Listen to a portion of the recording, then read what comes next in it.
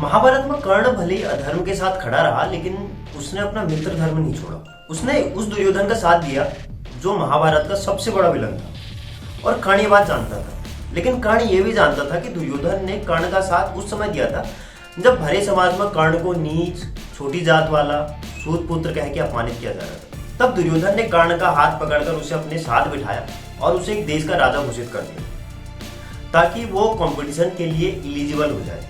अब ये स्टोरी आपको पता होगी। बात यह है कि कर्ण ने उस एहसान का नमक मरते दम तक निभाया।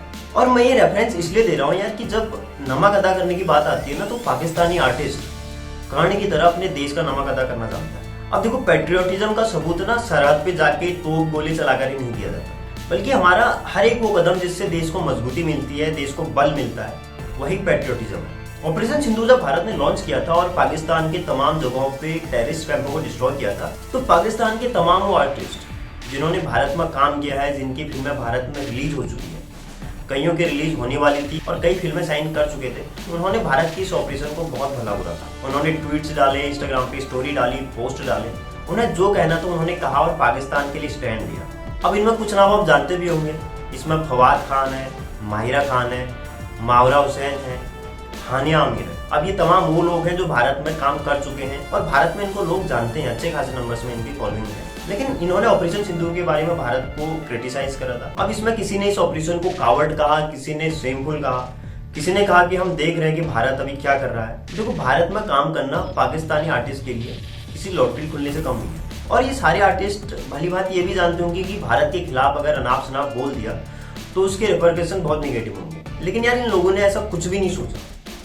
इसके रिपरकशन की चिंता किए बिना इन्होंने भारत को सीधे क्रिटिसाइज किया। लेकिन वही भारत के सुपरस्टार, बड़े बड़े सुपरस्टार, बड़े बड़े नाम जिनकी फॉलोइंग करोड़ों में है, जिनको भारत में खूब शोहरत मिली, नाम, पैसा, शोहरत सब कुछ मिला, लेकिन उनके मुंह में दही जमा रहा। अब शाहरुख, आमिर, सलमान, अमिताभ बच्चन, अजय देवगन, ये तमाम वो स्टार्स हैं जिनकी फॉलोइंग करोड़ों में है। अगर इनके फॉलोअर्स को इकट्ठा कर दिया जाए तो कई देश बन जाएंगे। कई देशों की इतनी टोटल पॉपुलेशन नहीं है जितनी इनकी सोशल मीडिया के फॉलोइंग्स है। लेकिन यार इस पॉपुलैरिटी का फायदा ही क्या है? अगर इस सॉफ्ट पावर का देश को कुछ फायदा ही ना मिले तो फिर कुछ बेनिफिट नहीं है। अब जिस प्रकार से भारत में इनकी इतनी बड़ी तादाद में फॉलोइंग है, पाकिस्तान में भी इन भारतीय स्टार्स की फॉलोइंग करोड़ों में है और लोग बेइंतहा मोहब्बत करते हैं। और कहीं ना कहीं जो पॉलिटिकली करेक्ट होने का कीड़ा है वो इनका जाग गया। क्योंकि अगर भारत की इस ऑपरेशन को ये कहीं सपोर्ट करते, कोई पोस्ट डालते, कोई ट्वीट करते, तो फिर पाकिस्तानी फैन से नाराज हो जाता है। पाकिस्तानी तबका जो इनको इतना प्यार देता है, इतनी मोहब्बत करता है, इनके गानों पे रील्स बनाते हैं, अपने शादियों में, पार्टियों में बॉलीवुड के गाने बजाते हैं, कहीं वो नाराज ना हो। और अगर वो नाराज हो गए तो फिर हमारी फिल्में नहीं चलेंगी, हमारी फिल्मों का बॉयकॉट होने लगेगा। तो पॉलिटिकली करेक्ट होने के लिए और सेफर साइड में चलने के लिए इन लोगों ने एक शब्द भी नहीं बोला। लेकिन यार अब सोचिए कि कितना बड़ा फर्क होगा माइंडसेट का।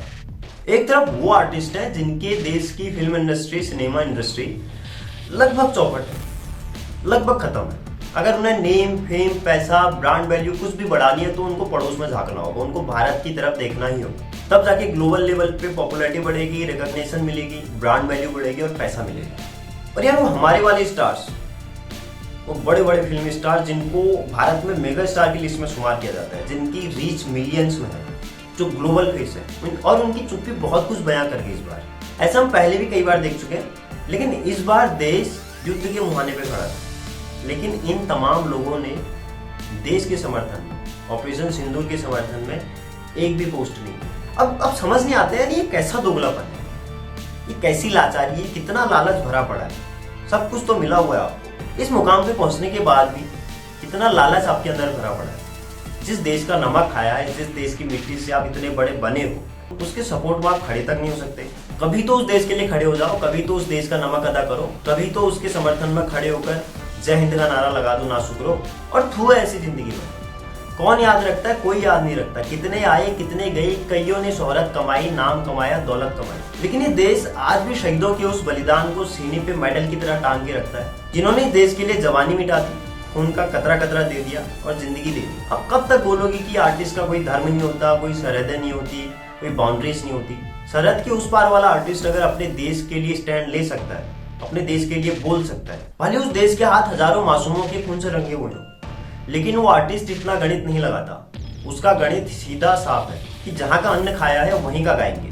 अब राजा तुम थे, मांगते वो हैं, लेकिन तुम्हारी इन हरकतों की वजह से वो राजा लग रहे हैं और तुम मांगते लग रहे हो। अब मैं आपको फैक्ट्स और फिगर के हिसाब से बताऊंगा कि भारत और पाकिस्तान में कितना बड़ा डिफरेंस है। पाकिस्तान में आज की डेट में मेन स्ट्रीम और रीजनल फिल्मों को मिलाकर सिर्फ 30 और 40 फिल्में बनती हैं। अब आप सोचिए पाकिस्तान की फिल्मों का बजट कितना होता है। पाकिस्तान की अगर कोई टॉप हाई ग्रॉसिंग कलेक्शन वाली फिल्म होगी तो वो भी 100 करोड़ से नीचे ही होती है। वहीं भारत में ministry of information and broadcasting ने दिसंबर 2024 में संसद में एक डाटा पेश किया था। उस रिपोर्ट में कहा गया कि भारत में हर साल 1800 से लेके 2000 फिल्में रिलीज हो रही हैं और इन तमाम फिल्मों की प्रोडक्शन कॉस्ट लगभग 25 से 30 हजार करोड़ के बीच में है। अब ये फिल्में देश की तमाम अलग अलग भाषाओं में बनती हैं, जिसमें हिंदी यानी बॉलीवुड, उसके अलावा साउथ की तमिल, तेलुगु, कन्नड़ा, मलयालम, इसके अलावा जो भारत की और रीजनल लैंग्वेजेस है, मराठी, बंगाली, उड़िया, असमीज, पंजाबी, तमाम इन सभी लैंग्वेजेस को मिलाकर भारत में इतनी बड़ी संख्या में फिल्में बनती हैं। टाइम्स ऑफ इंडिया की एक रिपोर्ट कहती है कि भारत में सिनेमा इंडस्ट्री,